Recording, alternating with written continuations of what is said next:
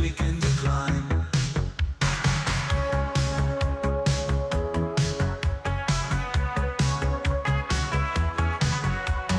Forests turning to dust. This week in decline. Plastic ruling the waves. This week in decline. Oh, the earth is crying. This week in decline. Humans keep on lying. This week in decline.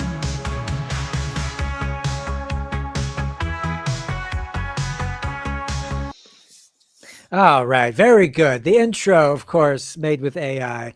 I tried to be very visceral with these things and see if I can, you know. Nice. To, yeah, you like that. I Today do. we have somebody very special, Professor John Bonmatsu. Sanbonmatsu, sorry. Um, John Sanbonmatsu. He's going to talk about his new book, which is pretty shocking. And a new take on some of the old vegan stuff we always like to talk about on the show, but with a new. And I learned a lot from this book, by the way. It was really incredible. The Omnivore's Deception. So, mm, when is that coming out? You got timeline on that? Well, it's actually, if you order it online, it's actually now available, including in Europe. But the official launch date is Tuesday the 17th. That's when the All book is right. officially published, but it is available now. All right. Yay! So, what we do on the show is we're going to grill you with about 7 questions, and we're going to see how you do on the book. Uh, I'm writing my own book right now, and it's called "An Animal's History of Humanity," and it's a chronological look at from the beginning of humanity, where it was sort of a necessity, moving into what we are now, which is very optional situation whether or not we need to exploit animals.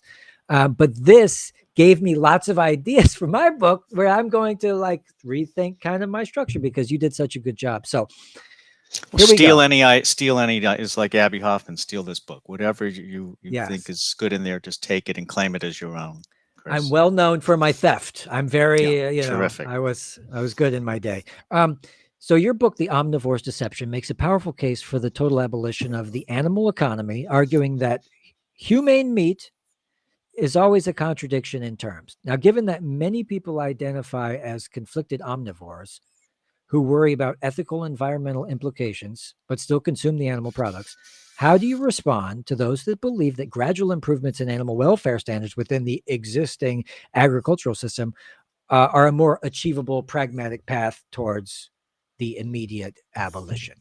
So, Well, first of all, there's no evidence to suggest that that would be the case. I think that the abolitionist movement against slavery in the United States is somewhat indicative here. There were debates, of course, between the kind of hardcore abolitionists who said slavery was simply an abomination, had to be gotten rid of immediately, and then the gradualists who suggested reforms over the course of years and so forth. Um, in my view, the problem with the reform, kind of the slow reform approach is that it reinforces the fundamental message that people get about animals, which is that actually they don't matter.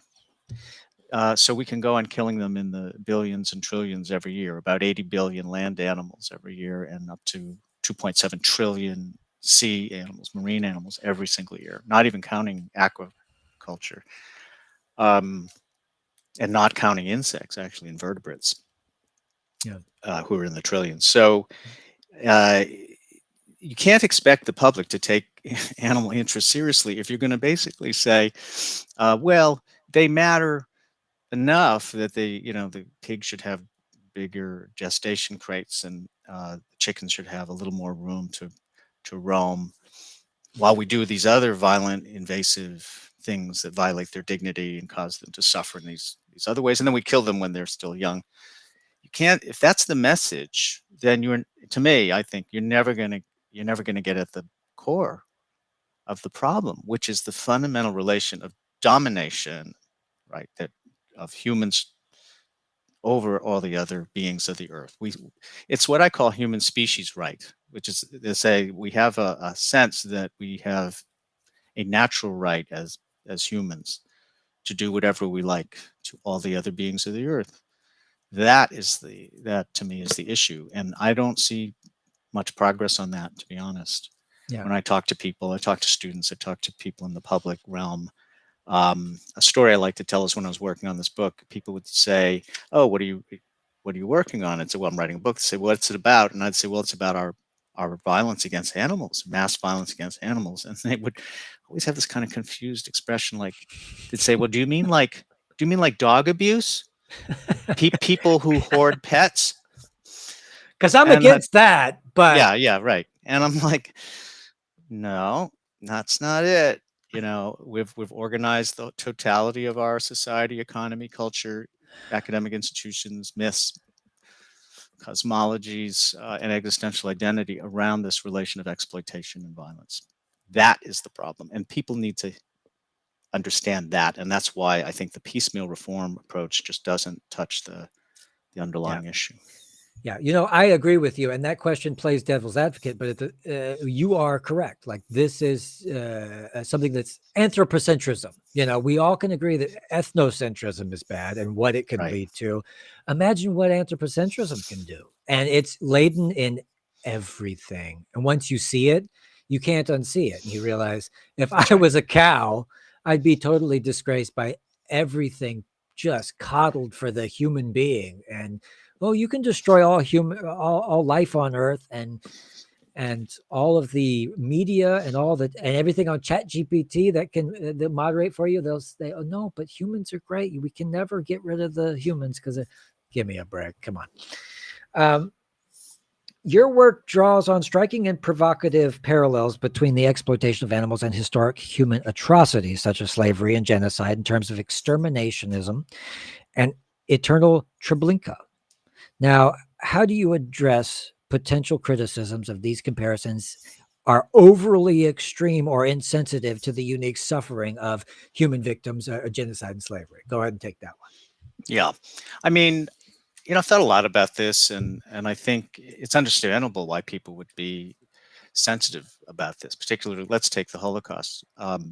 As we all know, the Germans, in order to commit genocide, to perpetrate genocide, first dehumanized their victims and referred to them as animals. Art Spiegelman, the great illustrator, author, in his book Mouse, kind of plays with that trope and depicts the Nazis as cats and the Jews as mice, kind of playing with that animal metaphor. So we have to be careful about that. And plus, the Nazis referred to Jews as human animals, and so. But it's. I think there's a misunderstanding though when I and others talk about slavery or genocide that we're talking about this for shock value or as a rhetorical ploy, and that has happened.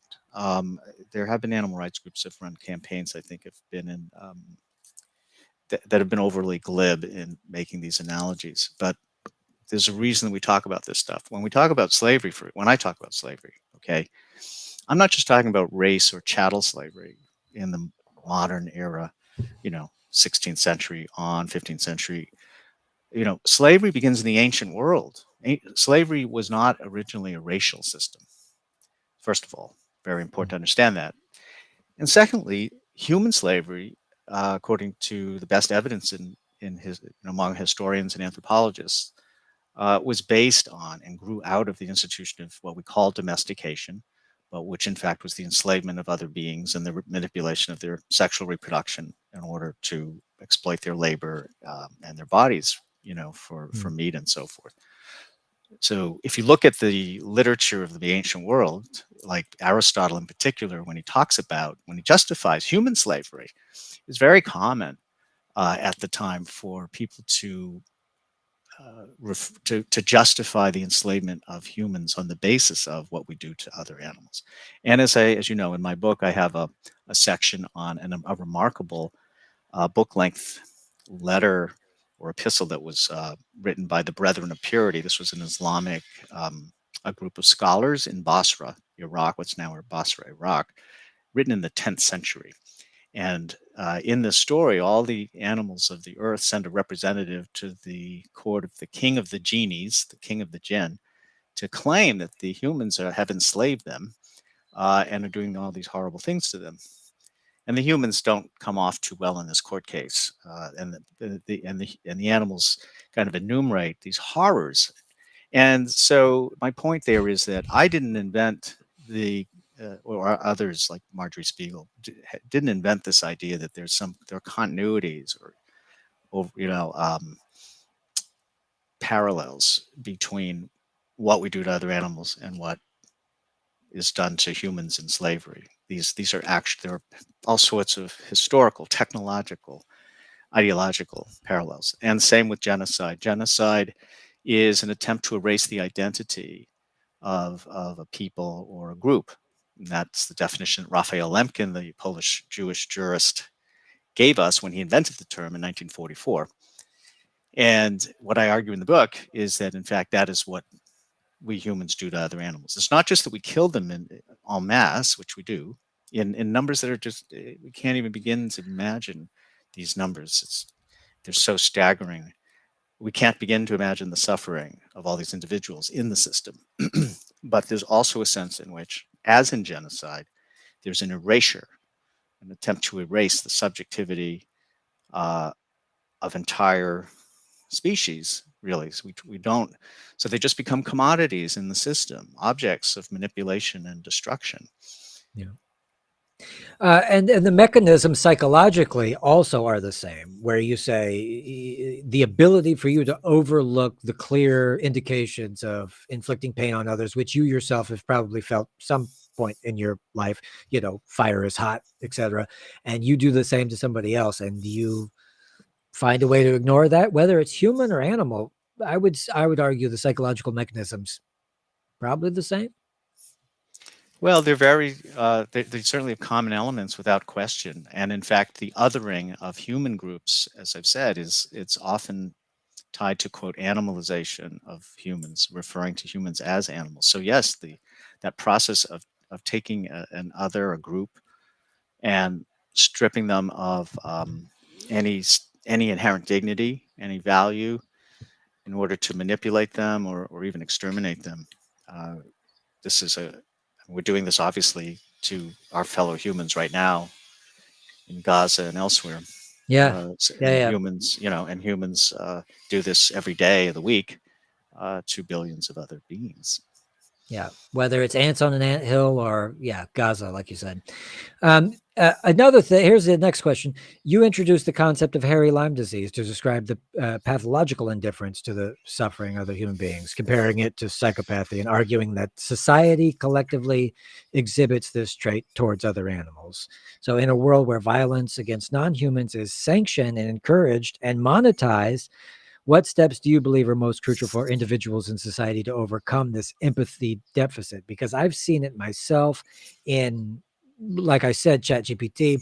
I'm trying to do some research and I find, what's the best way to skin a man? Oh, I can't tell you that. Oh, well, what's the best way to skin a fish? Oh, well, step one, hit him on the head with a hammer. Okay. So, Yeah, don't do that, Chris. Okay, don't go. I mean, sounds like you were going to do it. for Don't do it. No. research purposes only, sir. Yes. Well, I mean, yes, we'll maybe get into Michael Pollan later, but there's someone who did kill animals as part of his research. Look, we have a capacity. I talk about empathy as a natural capacity that almost everyone is born with. I mean, there's some debate about whether some kids come out, babies come out lacking empathy. I mean, parts of their brains may have a hard time um, dealing with those kinds of social emotions and putting themselves in the shoes of other people. And that is, of course, the classic trait of the psychopath. Psychopath is incapable of empathy and compassion, feeling remorse over their actions. And of course, I say that is that's kind of characteristic of the way we as a species relate to the other beings of the earth. But as individuals, um, we can. It's like I feel like it's a muscle that you can develop. Now, I don't know if that's true, but I think Yeah. it is. I think cognitively, like I think in my own life, I've learned to see other animals differently. When I was a kid, I talk about this in this book. I tortured insects. I feel terrible about that now. Yeah, yeah, yeah, yeah. You know, because I didn't see them as they are, or I understood in some sense that they had some kind of consciousness, I guess, because I wanted them to suffer. Because I was, I was a bully. I was bullied, so I was bullying them in a certain sense. Yeah. So I understand the mentality of sadism from that experience, and the fact that, of course, I would never do that today, suggests that people can change. I've changed, and I've seen this in other people. People can become more capacious in their empathic concern for others, but as you know, the problem is we have these institutions in society that are pushing us in the opposite direction, whether it's right-wing ideology or capitalist logics or misogyny. And I mean, there's just, in fact, there's, as you know, there's a backlash against empathy. There's a whole book called Against Empathy. It came out a few years ago. Yeah, no, there's a whole discourse against empathy, and then Elon Musk has identified empathy as one of the greatest threats to Western civilization. Oh my He God. has said, yeah. So says the sociopath. Yeah. Yeah. And I needn't say that. Point out that this administration in Washington is anti-empathetic. I mean, the cruel. See, fascism isn't just about.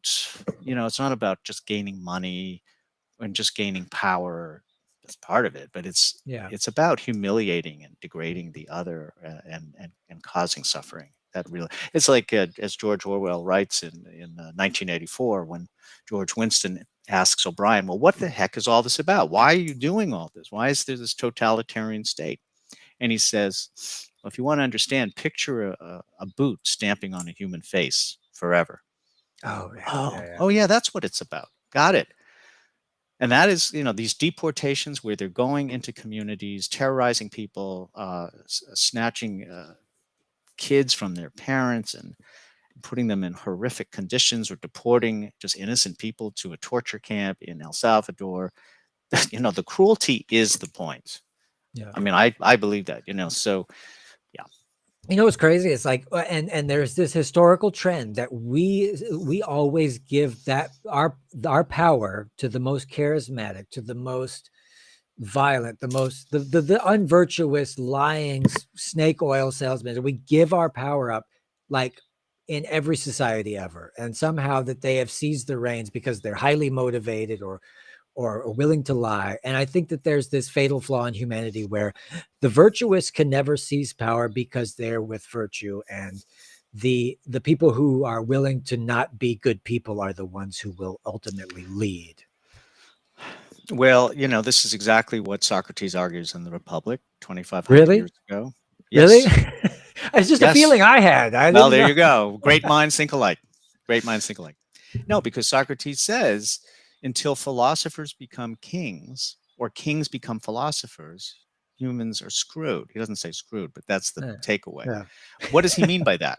What does he mean by that? Well, philosophers back then, it simply means a lover of wisdom, someone who cares about justice, someone who cares about the good, and the common good over self-interest, over wealth and power.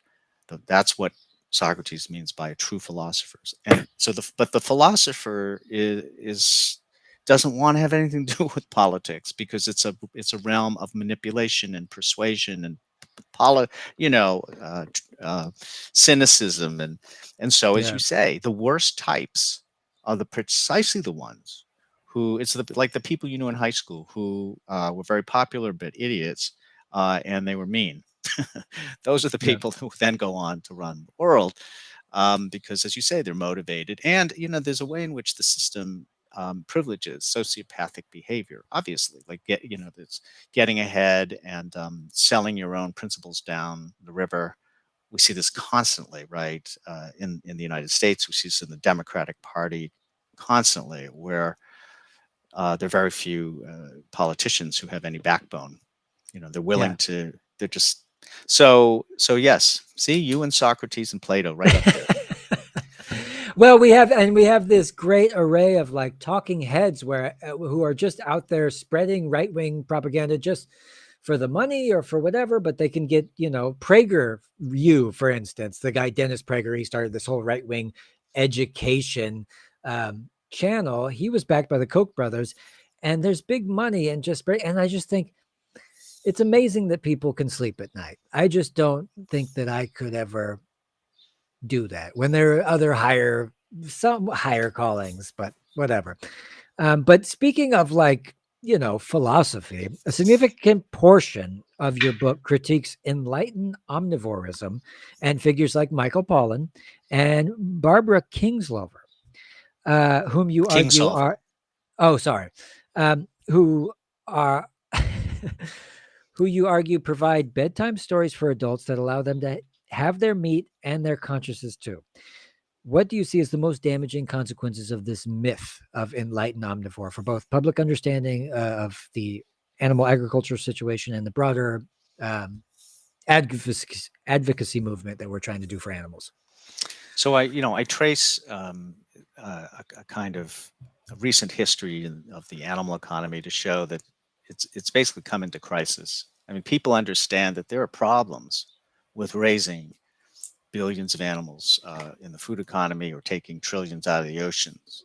It's causing species extinction, global. It's contributing to global warming, uh, poisoned land and water, disappearing water, pandemics. It's creating public health threats like avian flu, and the public, thanks to animal advocates themselves, public has some dim understanding that factory farming, quote unquote, industrialized or intensive agriculture is harmful to animals. Yeah. So that this and people are getting sick, and they still get sick, from salmonella and E. coli or mad cow disease or avian flu now and so forth. So if you're in the animal system, whether you're a producer, you're a company, or whether you're a consumer, all these storm clouds need to be dissipated in some way. You have to find a new language, a new set of myths to legitimate, to justify the continuation of this.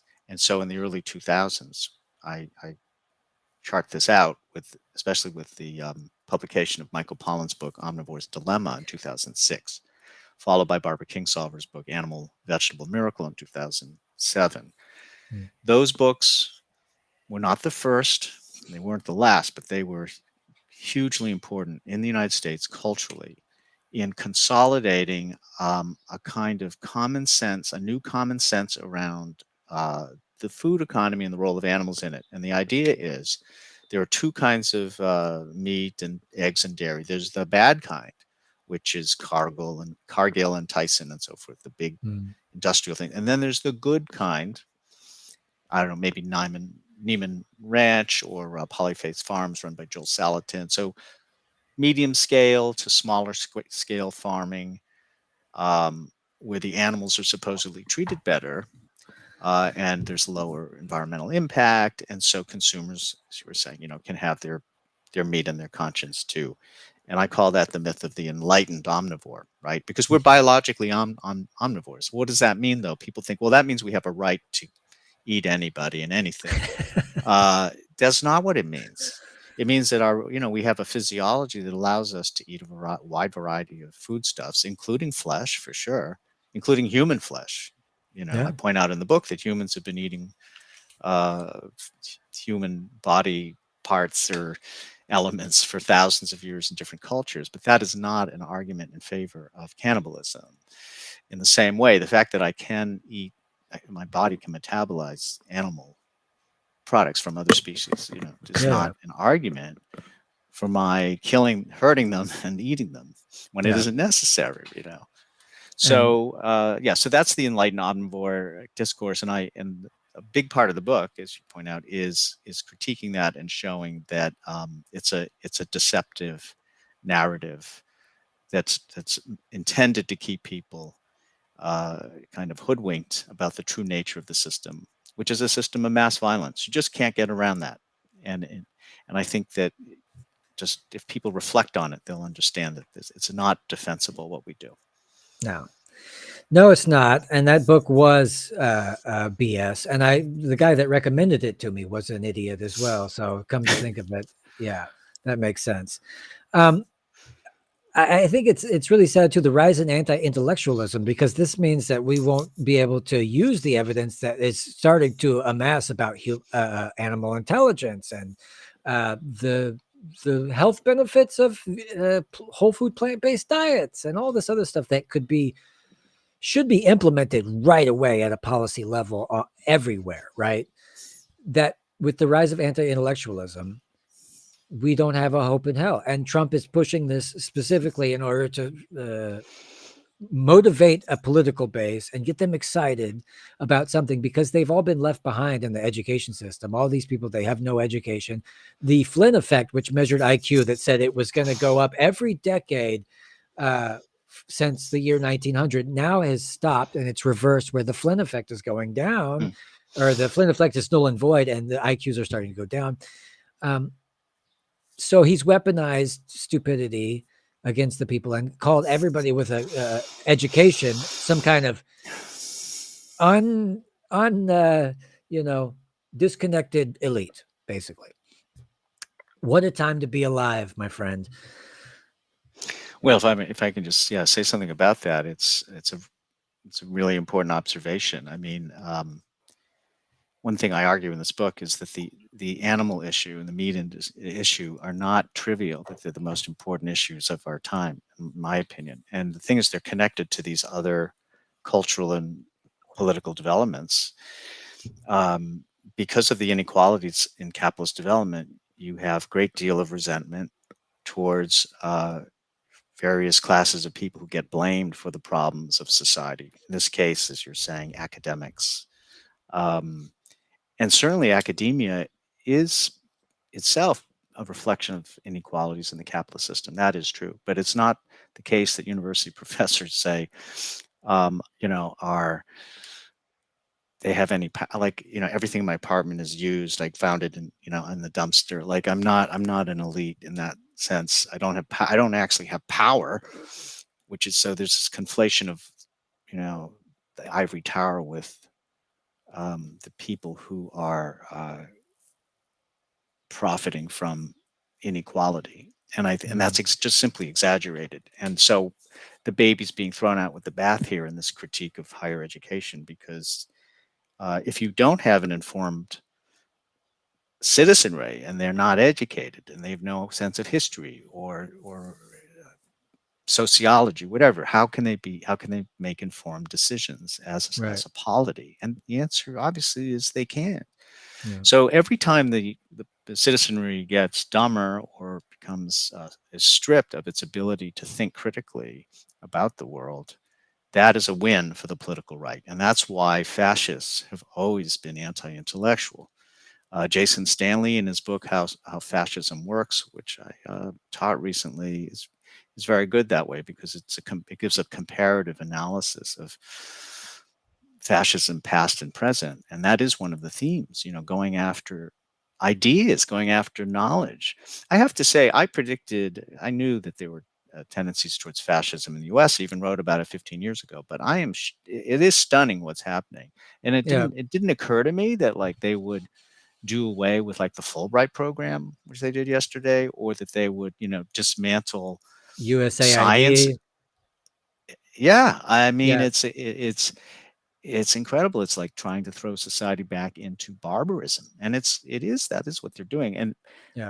by destroying the social function of the state, the ability of the state to smooth over some of the contradictions and frictions within the capitalist system, it leaves the citizen completely unprotected against the predatorial state. So Trump is, anxious to get troops into all of our streets. Meanwhile, Yeah. stripping public health, emergency response, climate science. So Everything. everything, right? So it's like the Hobbesian, stereotypical Hobbesian state of nature where everybody is pitted against one another. I mean, we saw intimations of this during COVID, right? When, in the first Trump administration, when states were pitted against each other I don't know what it was like in Europe exactly, but here, um, different states had to compete for scarce resources like respirators and Yeah, yeah. medical personnel, and so it was a quote unquote Darwinian, or more like Spencerian quote struggle, survival of the fittest, Yeah. and that's neoliberalism, right? But Right. it's also fascism. This is a neoliberal fascism, if we can call it Yeah, that. yeah. And neoliberalism just as poisonous, just more innocuous when it comes along and it says we love gay people and put rainbows on everything, but then go bomb children in another country. I think democracy. But then throw pride out the window when it no longer works for the Well, corporate yeah, yeah, bottom yeah. line. Yeah. So Right. Yeah, it's yeah. just And they words. did that. And they're And they've doing just that done that. now. Yeah, they've just done that. They're Yeah, rolling it exactly. back. They're like, okay, Totally. well, because Trump's in office, we want to like be nice, so we're going to change everything. And this is That's happening at right. Meta and all these tech companies too. They're saying we better just let people post in misinformation because we don't want to be woke because then they'll come for us. Yeah, that's a real thing. But yeah, democracy that's the crux. Democracy probably is impossible in the sense that as long as there's people willing to manipulate the mainstream consensus about something, then of course it's never going to work. Some old Greek guy said something about that too. I think he said democracy can't work unless the people know what the fuck is going on. Well, actually, getting back to Socrates and the Republic, he was Socrates was very much against democracy for various Really? reasons. Yeah, and which is one reason some of the Athenians hated him, probably. But he says that he has this discussion with Glaucon's friend, and he says, look, if you have democracy, basically you're talking about equality. And what's going to happen is the servants, the slaves, or slaves actually, will stop listening to the masters. Women will want equality with men. Children will start questioning their fathers. And even the animals will push you out of the road as they come by, like the horses and stuff. And Glaucon says, like, OMG, that's my worst nightmare. So, so the Greeks, had this whole view of natural hierarchy that included human domination of other animals. And Mm, so so it's not an accident, right, that we're finding in the manosphere all of these right wingers who are reinforcing like traditional hierarchies of social inequality, like racism and yeah, patriarchy, and along with a resurgence of carnivorism, so called, but whatever, like the carnivore diet, and then making fun of vegans and uh, pro hunting discourse and so forth. It's a package deal. I mean, it really is. If you believe in natural domination, then you're going to take that kind of pro cattle ranching, uh, anti-regulation of animal industry position on the right, and that's what we're seeing. We're seeing it in Europe too. It's not just in the yeah. United States. I think it's amazing that like being unhealthy and like mean spirited got so interlinked with masculinity. Like because there used to be some pride, like masculinity's basically always been toxic, and because it was a necessary evil further back in history. But at the same time, it wasn't all like there was valor and honor with some aspects of masculinity, and now it's just like, no, we want to torture people, beat women, like just be horrible fucking people. um Well, I guess, I mean, I don't know. You look in history, and men were doing pretty rotten things all the way through. I mean, you I think don't know so? that. Yeah. I do think so. I don't know. I mean, the torture and the Oh, you guess you're yeah I guess you're Genghis right. Khan killed more people per capita than anyone in history, and I that guess was. now people are just more disgusting and more lazy, and like they're not even warriors anymore. They're just, I know what you're saying, though. Yeah, yeah, yeah, there used to be yeah. It's at true. least something. There used to be some charm there, and it doesn't exist Well, anymore. there used to be a sense of honor. Okay, absolutely, and Okay. for example, one's name. People used to they would do anything to protect their reputation or their name. And now we live Yeah. in a post-shame world Yeah. where Anthony Weiner, no pun intended, is once again running for office. He's the Huh? guy who was flashing, he was a Democratic politician who was caught texting his private parts around and then picking up underage girls on the internet. And he's running for office yet again. I mean, I could just, and Trump is another great example, post shame kind of culture, right? Where here's a Yeah. guy who credibly abused dozens of women, sexually assaulted dozens of women, was even convicted in a civil case with the E. Jean Carroll case for having raped a woman in Bergdorf Goodman many years ago, department store. And the majority of women voted for Trump Yeah. in the last election. So Isn't that wild? it, That's the it's that's a test. incomprehensible. It's a testament to the power of conspiracy theories, aimed at new form mediums. When the newspaper and the Hearst Empire came along, it was newspapers were hot. That was the place where you got your information. And if you could fill it up with bullshit, he could start wars and incite riots and, sell products and do all this stuff. And so social media was just that. It was just a newfangled thing that was amazing and it's in my hand. And all these people over 50 went just lock, stock, and barrel, said, I believe everything because it's on the internet. You can't lie on the internet. And they sucked it up. And because truth is more boring than lies, and that is the fatal flaw in humans too. That's why religion is big, is because we love fantasy. Anything that takes away reality, we go, yes, I want that instead. And then they weaponize it, politicize it. And now we're stuck with a bunch of people who are just embarrassingly stupid. I don't know if you remember the film Network from the 1970s. Sure, of course. Yeah. Yeah. So that was a quite a prescient film. It was the screenplay was by Patty Chayefsky, directed by Sidney Lumet, Faye Dunaway, William Holden, Peter Finch, an amazing one of the great American films.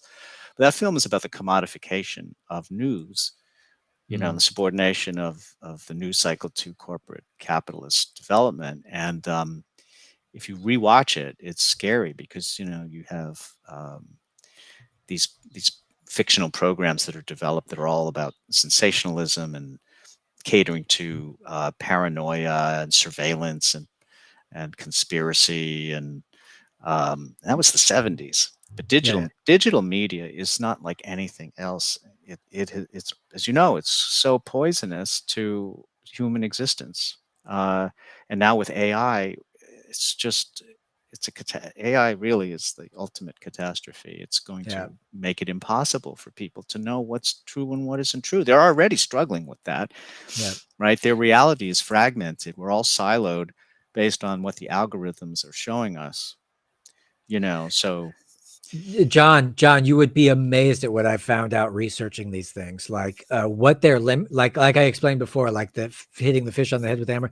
They'll tell me some really bizarre, illogical stuff, and they'll defend religion to the T because they don't want to offend anybody, and they'll defend Israel to the hilt because they don't want to offend anybody.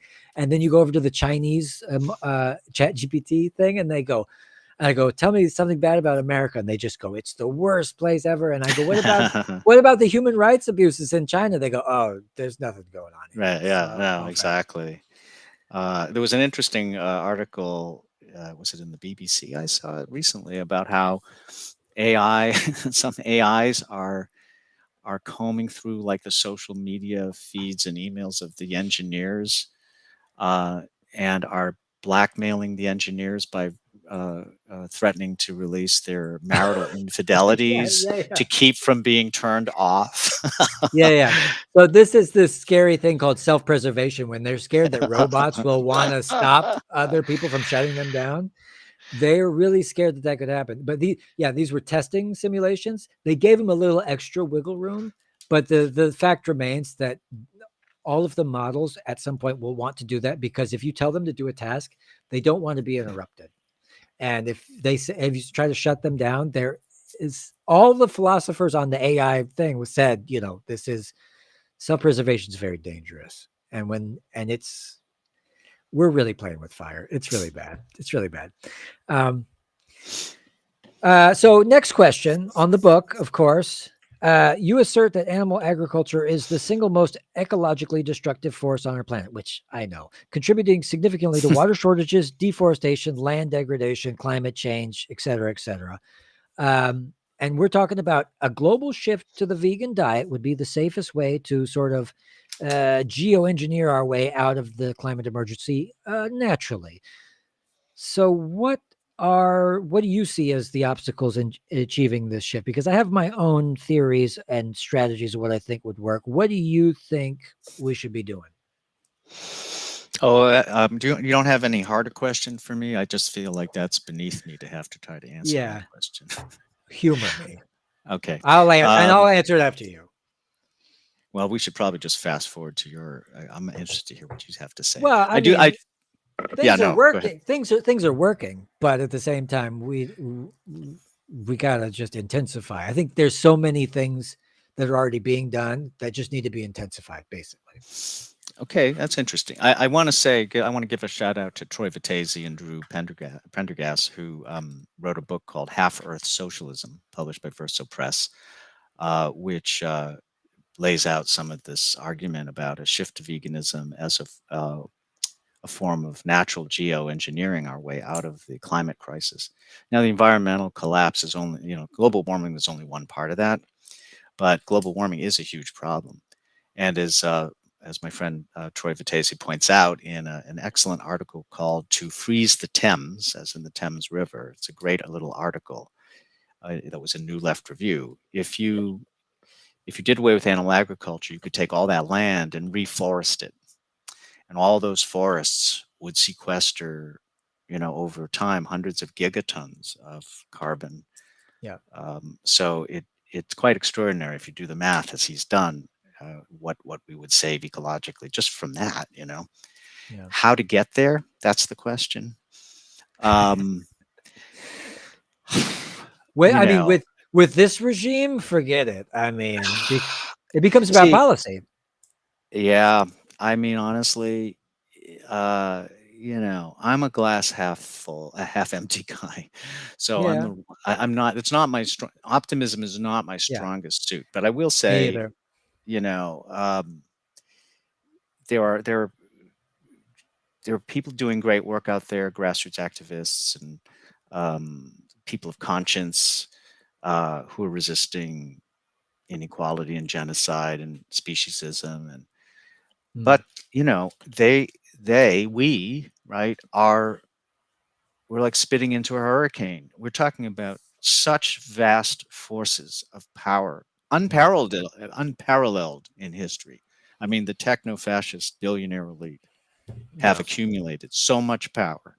The monopolization of capital has centralized so much authority and power um, that there's just nothing ever been like it. Just the militarized nation state. I was talking to another animal activist recently, and he was arguing that, well, we can chip away at the animal system industry by industry, as opposed to, for example, his example was like the war industry. Like that ship has sailed. Like yeah, and it's true. Like my whole life, I've been a peace activist and opposed to militarization, and we're it gets worse and worse every year, right? I mean, the American national security state spending $1 trillion a year to kill people.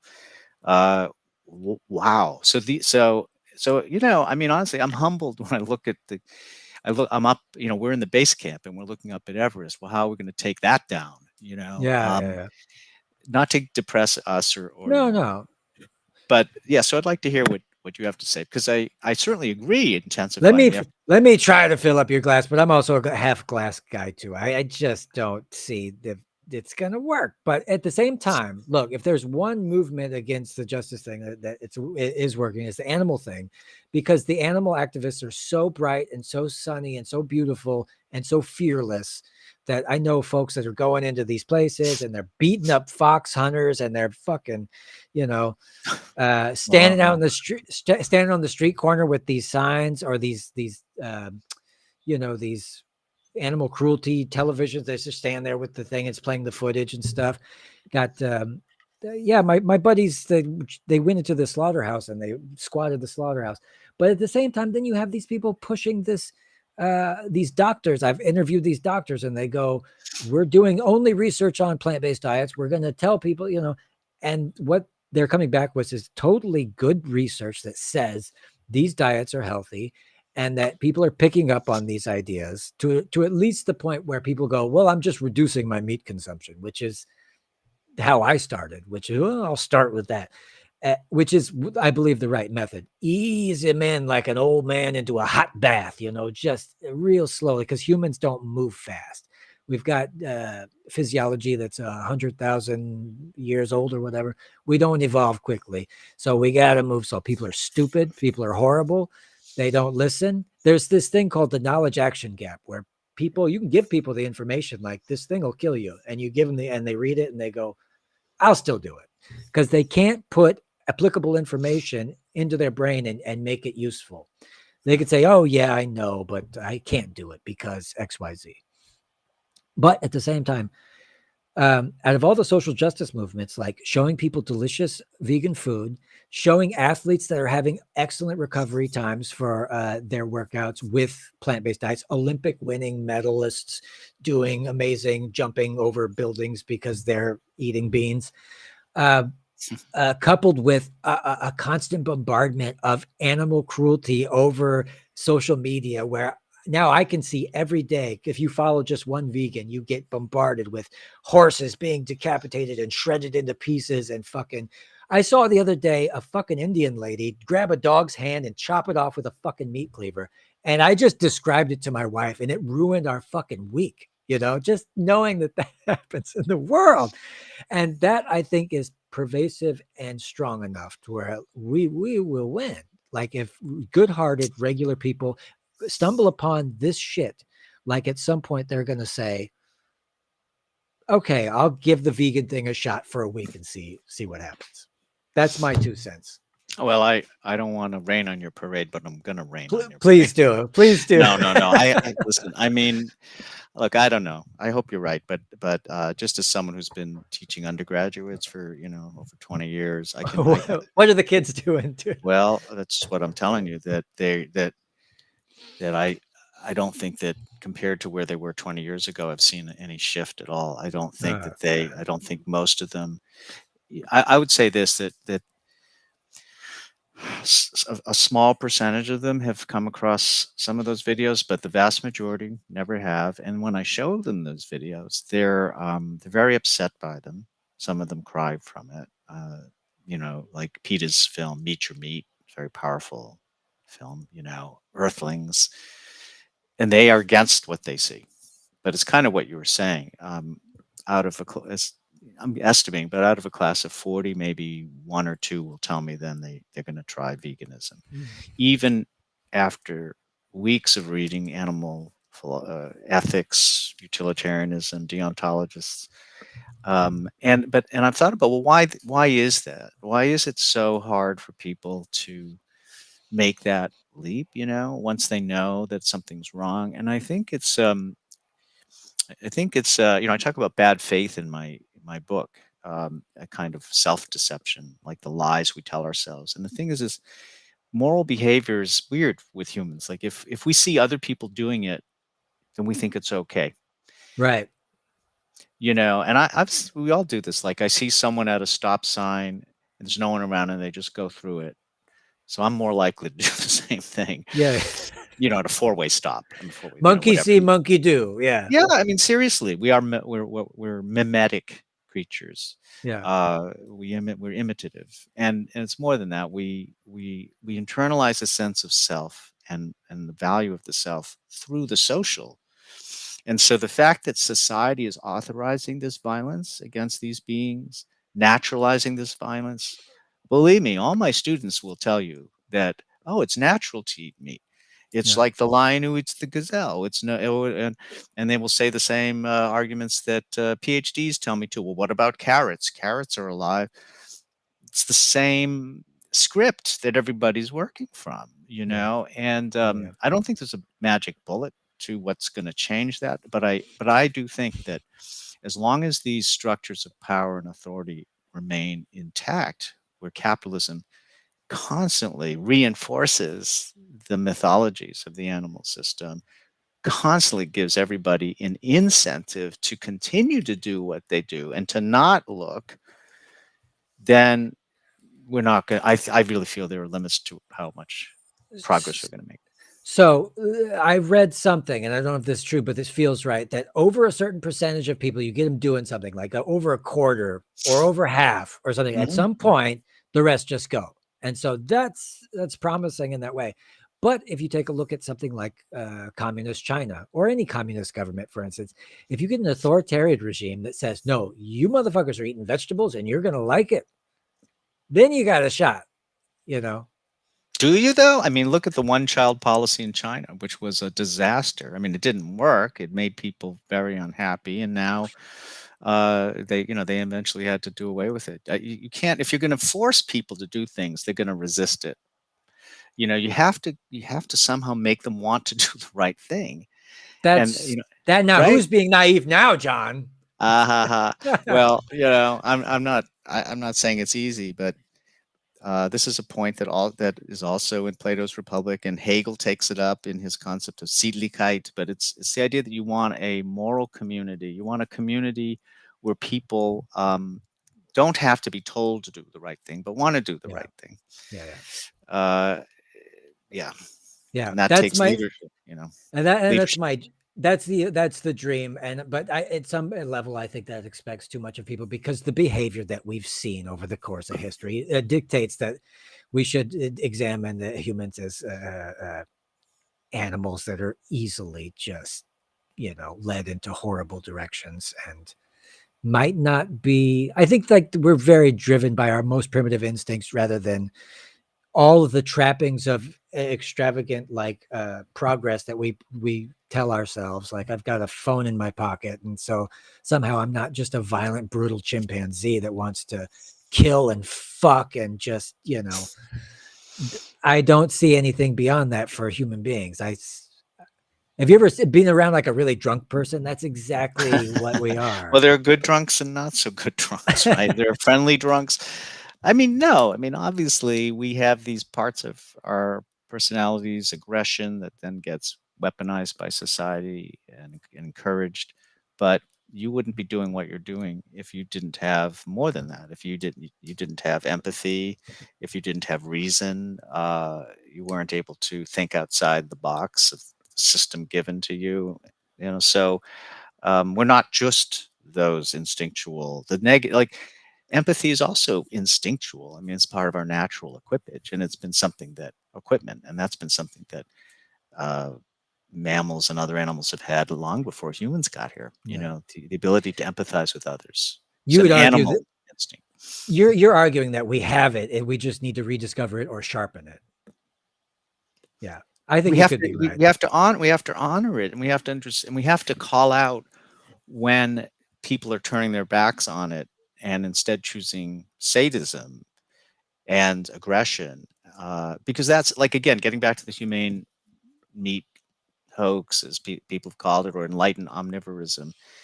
That's playing on this idea that um, you know killing animals doesn't harm their interests. Yeah. uh, and the only way you can maintain that really is to close off empathy for other beings. And Temple Grandin is another figure I go after, look at critically in my book, because, as I say, Grandin can watch thousands of animals being killed and not have any emotional response. Yeah. Yeah. And Yeah. yet she's lionized in our society as a so-called animal rights activist. I kid you not. Yeah, and then you see children who are clearly non-biased. They go, "No, that's my goat. Where are you taking my goat? Fuck you," you know. But that brings me to my next question. We got two more. We got to get through these. Um, it's been more fun than I expected, honestly, for Oh, such a well, fucking dark that's nice. reality we live in. Um, so you argue passionately that animals should be considered persons, not things, which I agree with, emphasizing their subjective experience, emotion, intelligence, and autonomy.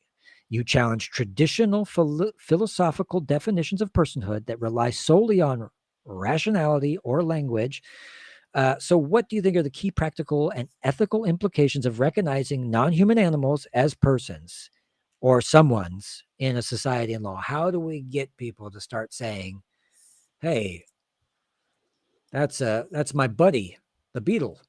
He's my friend.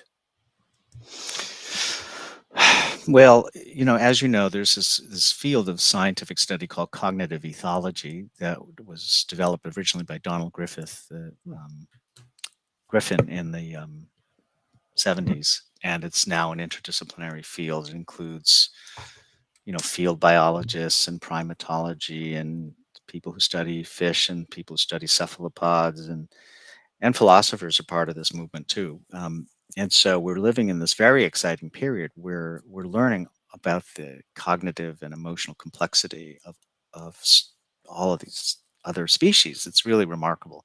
I mean, some of the experiments are simply um, unethical, and I don't Mm, support them. For example, give you an example of one of the experiments. This is Scientists put a rat in a tank of water without any way to get out, and the rat is going to drown eventually. So the rat understands this and is frantically trying to get out. And then they put another rat in an adjacent dry compartment, and they make the rat watch what's happening. And the rat that sees the other rat desperately trying not to drown is freaked out and tries to rescue the rat and the other rat, and in fact has to solve a puzzle. Scientists are ingenious. They come up with they have the puzzle. The rat has to solve a puzzle to free the other stranger. And it turns out in these experiments, they've done a bunch of these things. They've demonstrated that the rats have empathy and that they will sacrifice a reward like chocolate in order to free the stranger. And then when they do free them, they do this little happy dance. And what's so striking to me is like the experiment is demonstrating two things, right? It's demonstrating empathy in rats and lack of empathy in the human scientists who continue to reiterate this experiment and torment their fellow creatures over and over again, right? Um, so there is a disconnect in the popular culture because there are all these nature documentaries about animal intelligence. There's a whole BBC series called Animal Einsteins. You mm, know, I don't know if you know the film Octopus Teacher. My Octopus Teacher on Netflix was a no. big hit on the Netflix series about a diver who becomes friends with an octopus. And so, Okay. Yeah, yeah, yeah, I've seen and that. so Yeah, like I have friends who are not animal people who say, "Oh, well, I'm never going to eat an octopus now that I see, I cried throughout that movie," they tell me. yeah, Um, but it's all this siloed kind of perspective where the fact that we know that there's complex cognition even in insects, it's not translating into a critique of the animal economy, mm, which is hidden from view. Okay, I mean it's in plain sight. This total system of violence and violation, but people don't understand it. They don't see it. So I do think that our job is to connect these things, right? To show that other animals are not things, they're not stupid, they're not inferiors. They are worthy of the lives they live. They are worthy of our respect and our yeah, compassion and our love. Um, and we can amass the scientific and and ethological evidence to show this yeah, as a fact, but we have to tie that to this wider system of oppression and violence that we're all part of. yeah. That's the missing link, I think. Intersectionality. We got to see all suffering as like this one thing that we keep doing to everybody all the time. Yeah. And do you think that that helps showing the intelligence videos where you show It's people clips?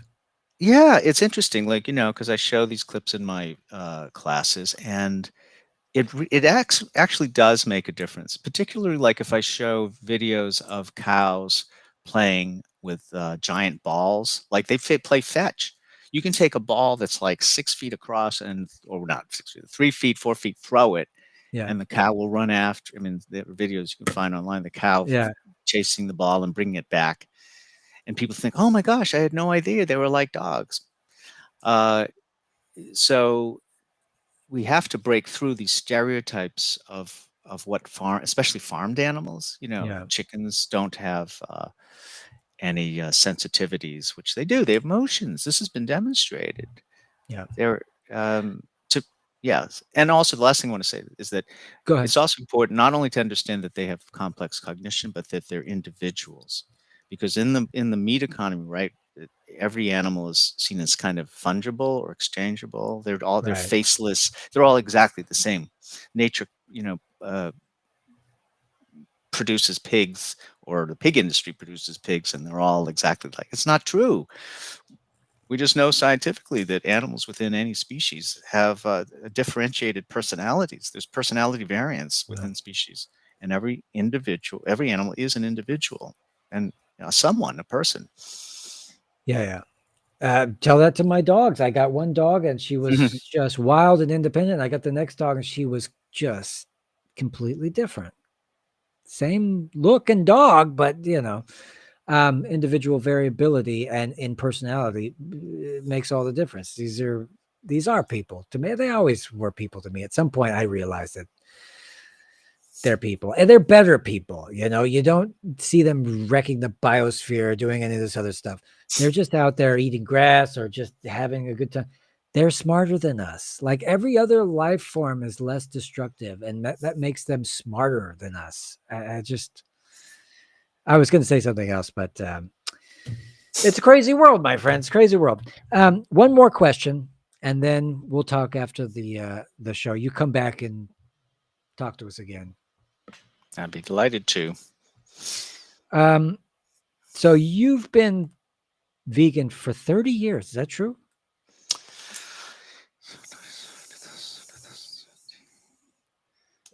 Next year it may be almost 40, actually, but yeah. If I'm Is my math right? It's been a very long time. Yeah. What kind of stuff are you eating?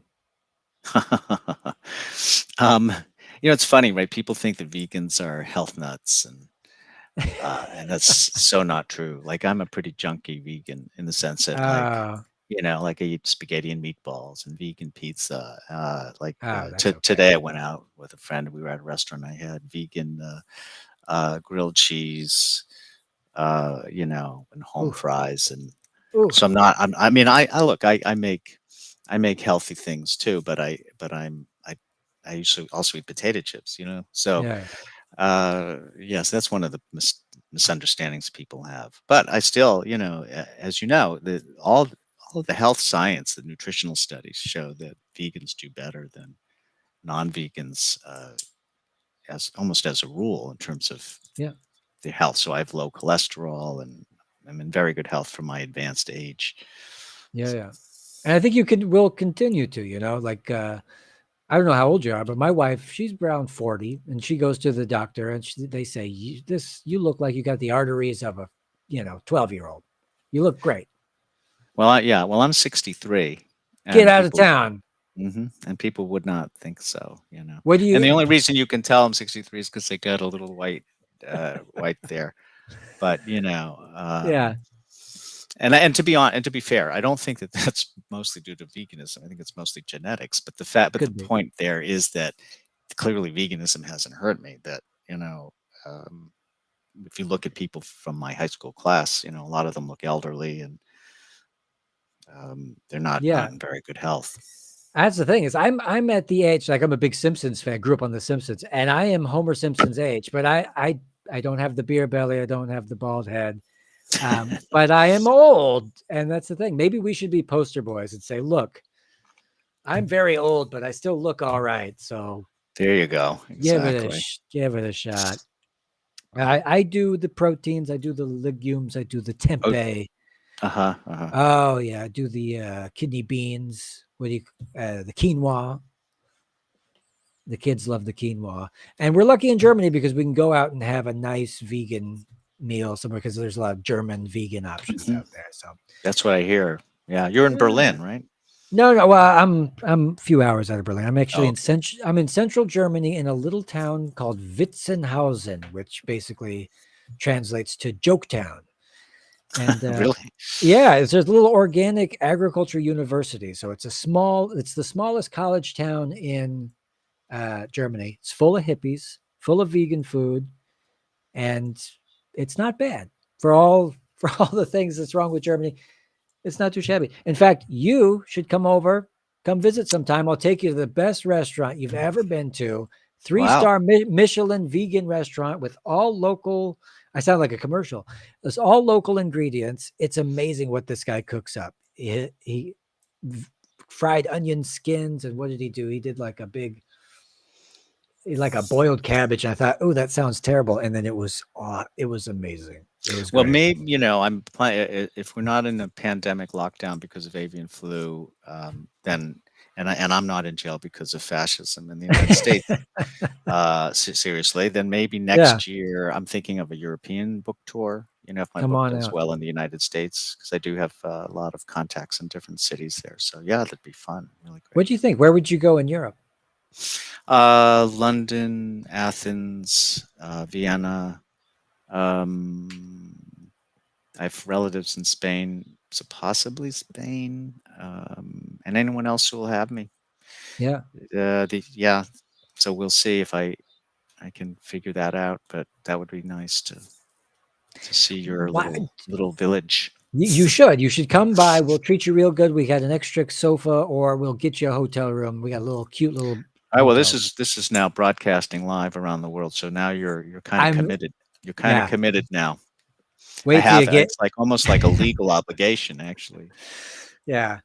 But wait till you get here. Yeah, my apartment smells and my dog's aggressive. So no, I'm just kidding. Oh yeah, well, I can't. I'm sorry, I can't do it that day. I'm sorry, I can't see Yeah, your village yeah, after all. yeah.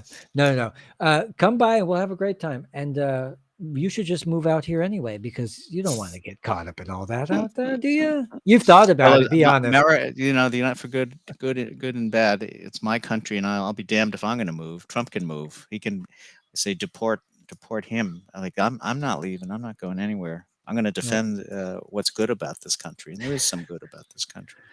So I love the culture of the 20th century. I feel is unmatched. The film, the music. It's for me. It's my fuel. It's my thing. From Woody Guthrie to I love all that kind of stuff. right, there's this alternate side, or there's this tradition of courage and resistance. Mark Twain and the Oh abolitionists, yeah, and Henry David Thoreau and Fannie thank Lou you. Hamer. I mean, there's a whole bunch of people to admire here. Literature, American literature is unparalleled. Yeah, I mean, not unparalleled in the world stage or whatever, but I mean, I shouldn't say unparalleled. It's just at it's its an time, amazing riches, cultural yeah, riches here. You know, and what it was the fruits of our imperialist endeavors that ended up making something inspirational and sweet, and spread a little bit of love between humans who would otherwise be just eating and fucking killing each other. That's it. John Sanbonmatsu, wonderful human being. Go check out his new book, The Omnivore's Deception.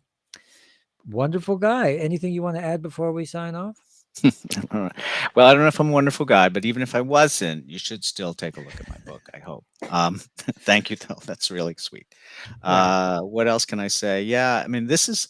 I do want to say. I mean, maybe it's an obvious point to everyone on your show would listen to your show, but this is an all hands on deck moment, and we need to see ourselves as being in defense of the earth and its living beings who are being wiped off the face of, wiped out of existence. There's an emergency. I'm not saying you have to spend all your free time, as I do, being fatalistic and worrying about all this. Go out for a nice walk and go dancing too. Yeah. Enjoy, get find joy in your life. But honestly, like the window, like in the United States, I can tell you that the window of democracy and liberty is closing very rapidly. They're destroying everything. They're destroying the free university, free inquiry. They're imposing AI and militarization everywhere. I mean, it's terrifying. And so everybody's got to be putting their heads together to think Yeah. about what's to be done about it. Yeah. And the fact that you came on here and made sure to mention Gaza and mention intersectionality and say it's across the board, not just animal or whatever, it's a refreshing thing because I hate the guy that goes, yeah, liberation for us and nobody else. So thank you for being awesome. And I just wanted to say, What? Did we just become best friends? Yup. You want to go do karate in the garage? Yup.